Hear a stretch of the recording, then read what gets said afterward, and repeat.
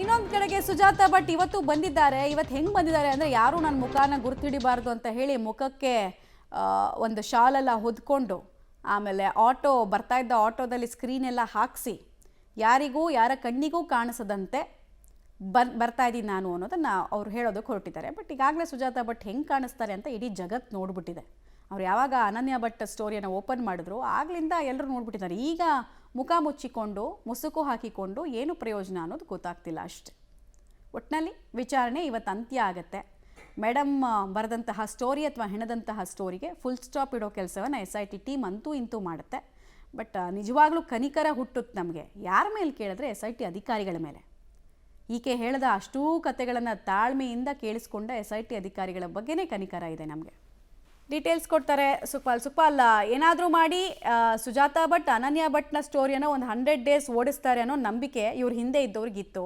But ನೋಡಿದ್ರೆ ಕೆಲವೇ ದಿನಗಳಲ್ಲಿ ರಿಯಾಲಿಟಿ ಏನೊಂದು ಗೊತ್ತಾಗಿದೆ. ಈಗೇನೋ ಮುಖಕ್ಕೆ ಮುಸುಕು ಹಾಕ್ಕೊಂಡೆಲ್ಲ ಬಂದಿದ್ದಾರಂತೆ. ಏನು ಪ್ರಯೋಜನ? ಆಮೇಲೆ ಇವತ್ತೇ ಇಡೀ ಕತೆಗೆ ಫೈನಲ್ ಚಾಪ್ಟ್ರು ಕ್ಲೈಮ್ಯಾಕ್ಸ್ ಎಲ್ಲ ಬರೆದು SIT ಅಧಿಕಾರಿಗಳು ಈಕೆಯನ್ನು ವಶಕ್ಕೆ ಪಡಿತಾರಾ ಅಥವಾ ಏನು ಮಾಡ್ತಾರೆ ಅನ್ನೋದು ಒಂದು ಪ್ರಶ್ನೆ. ಮಮತಾ ಪದೇ ಪದೇ ಮಾಧ್ಯಮಗಳ ಎದುರು ಬಂದು ಒಂದೊಂದು ಕಥೆಯನ್ನು ಹೇಳ್ತಾ ಇದ್ದಂಥ ಸುಜಾತ ಭಟ್ ಈಗ ವಿಚಾರಣೆಗೆ ಕರೆದಂಥ ಸಂದರ್ಭದಲ್ಲಿ ತಪ್ಪಿಸಿಕೊಂಡು ಬರುವಂಥ ಕೆಲಸಗಳನ್ನು ಮಾಡಿದ್ದಾರೆ.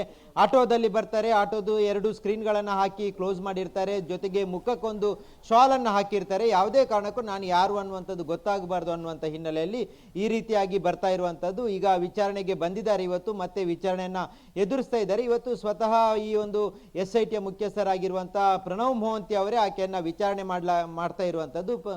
ಕೊನೆಯಲ್ಲಿ ಇವತ್ತು ಯಾವ ರೀತಿಯಾದಂಥ ವಿಚಾರಣೆಗಳಾಗುತ್ತೆ, ಆ ವಿಚಾರ ಆದಂಥ ಅಂತಿಮ ಹಂತದಲ್ಲಿ ಒಂದು ಮಹತ್ವದ ನಿರ್ಧಾರಕ್ಕೆ SITಯ ಮುಖ್ಯಸ್ಥರು ಪ್ರಣವ್ ಮೊಹಂತಿ ಅವರು ಬರ್ತಾರೆ. ಯಾಕಂತ ಹೇಳಿದ್ರೆ ಇಷ್ಟೂ ದಿನಗಳ ಕಾಲ ಇದೇ ರೀತಿಯಾಗಿ ಈಕೆ ಕತೆಗಳನ್ನು ಹೇಳ್ತಾ ಇದ್ರು. ವಿಚಾರಣೆ ವೇಳೆನೂ ನನ್ನದು ತಪ್ಪಾಯಿತು, ನನ್ನನ್ನು ಬಿಟ್ಟು ಬಿಡಿ, ಈ ಕೇಸನ್ನು ನಾನು ವಾಪಸ್ ಪಡಿತೇನೆ, ಈ ರೀತಿಯಾಗಿ ಕಣ್ಣೀರು ಹಾಕುವ ಕೆಲಸಗಳನ್ನೇ ನಿರಂತರವಾಗಿ ವಿಚಾರಣೆ ವೇಳೆ ಮಾಡ್ತಾ ಇದ್ರು. ಹಾಗಾಗಿ ಇವತ್ತು ಮತ್ತೆ ಅದೇ ರೀತಿಯಾದಂಥ ಸೀನನ್ನು ಆಕೆ ಮುಂದುವರಿಸಿರುವಂಥದ್ದು. ಹಾಗಾಗಿ ಒಂದು ಕನ್ಕ್ಲೂಷನ್ಗೆ ಬರಬೇಕಾಗುತ್ತೆ. ಈ ಮಹಿಳೆ ಹೇಳಿರುವಂಥ ಕತೆ ಏನಿದೆ ಅದು ಸುಳ್ಳು ಅನ್ನುವಂಥ ನಿರ್ಧಾರಕ್ಕೆ ಆಕೆಯ ಈ ವಿಚಾರಣೆ ವೇಳೆ ಗೊತ್ತಾಗಿರುವಂಥದ್ದು. ಒಂದಷ್ಟು ದಾಖಲೆಗಳನ್ನು ಪರಿಶೀಲನೆ ಮಾಡಿದಂಥ ಸಂದರ್ಭದಲ್ಲೂ ಪೊಲೀಸರು ಆ ದಾಖಲೆಗಳನ್ನು ತಯಾರು ಮಾಡಿಕೊಂಡಿದ್ದಾರೆ. ಅದರಲ್ಲಿ ಎಲ್ಲದರಲ್ಲೂ ಗೊತ್ತಾಗಿರುವಂಥದ್ದು ಇದು ಎಲ್ಲವೂ ಸುಳ್ಳು ಅನ್ನುವಂಥದ್ದು. ಹಾಗಾಗಿ ಈಕೆ ಸುಳ್ಳು ಹೇಳುವುದರ ಮೂಲಕ ಒಂದು ನಾನಾ ಕತೆಗಳನ್ನು ಸೃಷ್ಟಿ ಮಾಡಿರುವಂಥದ್ದು. ಅದು ಸಮೀರನಿಗೆ ಆಹಾರವಾಗಿ ಆತ ಒಂದು ವಿಡಿಯೋವನ್ನು ಮಾಡಿರುವಂಥದ್ದು. ಅದರ ಜೊತೆಗೆ ಇಡೀ ದೇಶದಾದ್ಯಂತ ಚರ್ಚೆ ಆಗಿರುವಂಥದ್ದು. ಅನನ್ಯ ಭಟ್ ಅನ್ನುವಂಥ ಒಂದು